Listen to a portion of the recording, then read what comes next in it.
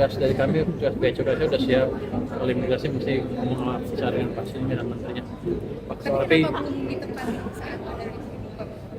saya nggak tahu, saya kan baru. Saya pikir dulu sih ada treatment khusus di mana mereka bisa langsung masuk sana.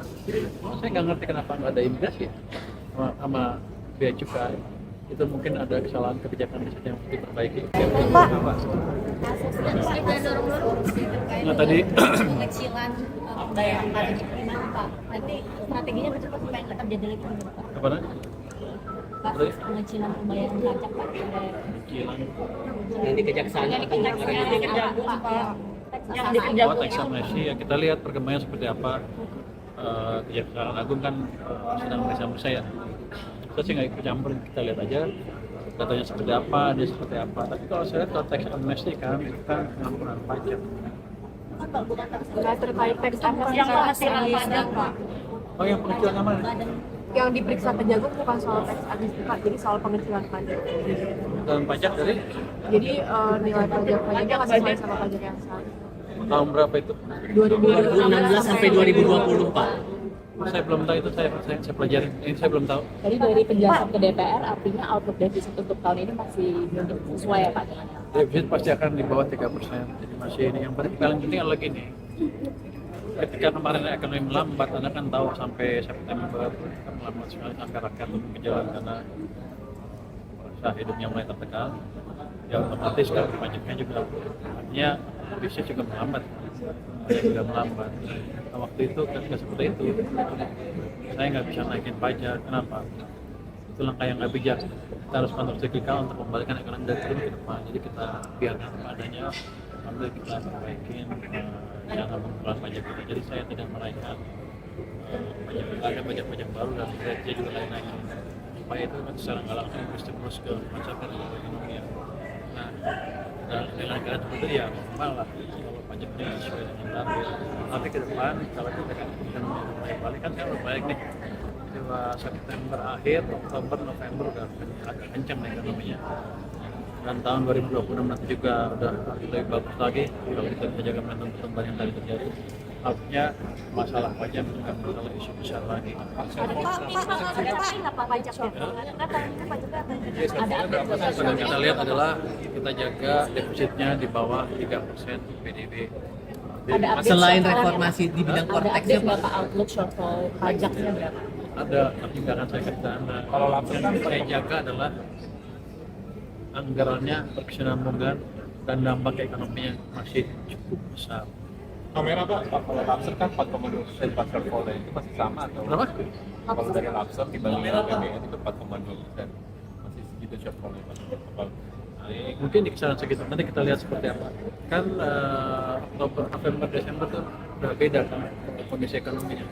Saya pikir sih akan lebih baik dibanding perkiraan sebelumnya. Selain soal korteks, apalagi reformasi perpajakan yang mungkin akan coba ditekankan biar tidak ada manipulasi pajak lagi di kemudian hari Pak. Kita akan perbaiki cara pengumpulan pajak konteks lagi betul, sebentar lagi betul. Nanti saya juga akan turun ke bawah, setiap nanti pajak melihat apa sih masalah yang mereka hadapi. Tapi kalau sekarang mereka kan nggak fair juga. Kenapa? Sebelumnya kan ekonominya lebih susah. Kalau susah orang dikejar juga susah. Kan duit juga nggak ada, yang nggak ada. Kayak gitu kira-kira. Jadi jangan menilai pengumpulan pajak seperti dalam keadaan normal. Nah, waktu itu ekonominya begitu. Kalau angkanya Pak, soal impor dana desa Pak, soal impor beras ilegal, Pak, beras impor ilegal masih di pelabuhan. Yang Bandara Morowali Pak, ini kan belum ada petugas bea cukai sama imigrasi. Nah, nanti kalau kita diperintahkan kita taruh petugas dari kami, petugas bea cukai sudah siap. Kalau imigrasi mesti ngomong bicara dengan pastinya dengan menterinya. Tapi Belum di tempat saat Bandara itu dibuka. saya nggak tahu, saya kan baru. Saya pikir dulu sih ada treatment khusus di mana mereka bisa langsung masuk sana. Saya nggak ngerti kenapa nggak ada imigrasi sama bea cukai. Itu mungkin ada kesalahan kebijakan di situ yang harus diperbaiki. Bapak soal BMK dana desa.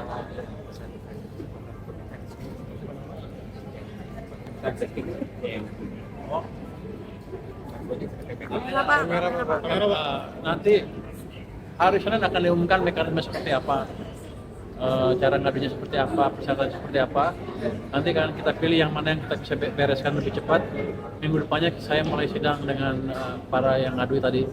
Nanti kita akan panggil yang ngadu siapa, yang diadukan siapa, atau ada pemerintahnya. Kalau di pemerintah kan kementerian yang mana yang menghambat program mereka, akan kita bereskan.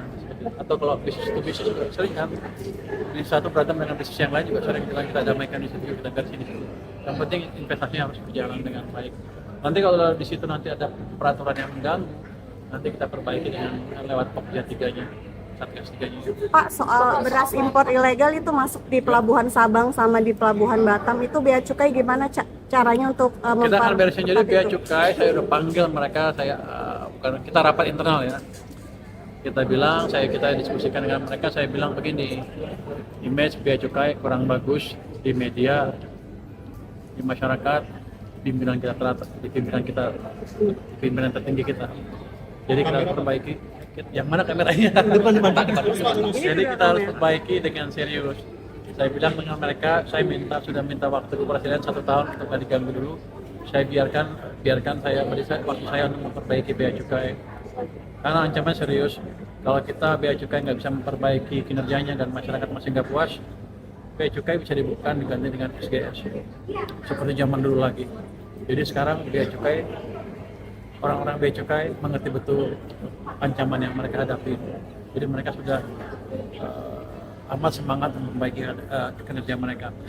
Dan kita sudah mulai terapkan AI di stasiun bea cukai. Jadi nanti under invoicing akan cepat terdeteksi sambil kita perbaiki yang lain. Jadi kita pelajari betul. Jadi sekarang cukup baik kemajuannya. Saya pikir tahun depan sudah aman lah. Artinya bea cukai akan bisa bekerja dengan baik dan profesional. Ada potensi nggak? Karena gini saya bilang, kalau kita gagal memperbaiki nanti 16.000 orang pegawai bea cukai dirumahkan. Jadi mereka orang bea cukai pintar-pintar dan siap untuk merubah keadaan. Berarti tidak ada potensi ada baru dana desa Pak, itu kan pencairannya cuma bisa dilakukan setelah Kopdes berdiri ya Pak di desa itu gimana? Siapa ya? Aturan siapa tuh? Aturan yang saya tahu ya itu. Dana desa kan sebagian dipakai untuk bayar operasi pramuka. Nanti kita lihat seperti apa ininya. Tapi pada dasarnya yang ada di tangan saya sekarang adalah dari 60 triliun 40 dipakai untuk menyicil pinjaman operasi desa KDP maupun operasi kelurahan. Pak, satu lagi Pak. Legalisasi thrifting udah nggak ada kelanjutan. Akibat bandar yang di mana Morowali itu Pak, apakah Bapak sudah memberitakan berapa kerugian yang terjadi Pak? Apakah sudah ada hitung-hitungannya Pak dengan adanya bandara yang tidak tanpa bea cukai ini Pak? Belum, nanti akan kita lihat. Berapa lama bisa memberikan ini? Jadi kalau kita diminta masuk ya cepat sih masuknya. Cuma sekarang belum ada perintah. Pak, legalisasi thrifting Pak, nggak ada kelanjutan Pak? Thrifting nggak ada tindak lanjutannya. Yang penting ya tadi, Anda kan minta saya memperbaiki bea cukai. Semuanya gitu kan, pajak. Ya kerjanya begitu, barang seluruh ditangkepin, yang keluar juga nggak boleh nipu. Jadi pendapatan untuk pemerintah akan maksimal. Jadi bukan thrifting baju aja, nanti kita akan masuk pajak, besi baja ya, sepatu, apa lagi? Itu yang tekstil, baju baja, sepatu. Utamanya itu yang barang-barang ini. Kalau yang keluar CPO, batu bara, nanti kita lihat apakah laporannya betul apa enggak. Kita sedang mengembangkan sistem IT yang lebih canggih lagi. Kerja ke depan aman. Terima kasih ya. Download Tribun X sekarang, menghadirkan lokal menjadi Indonesia.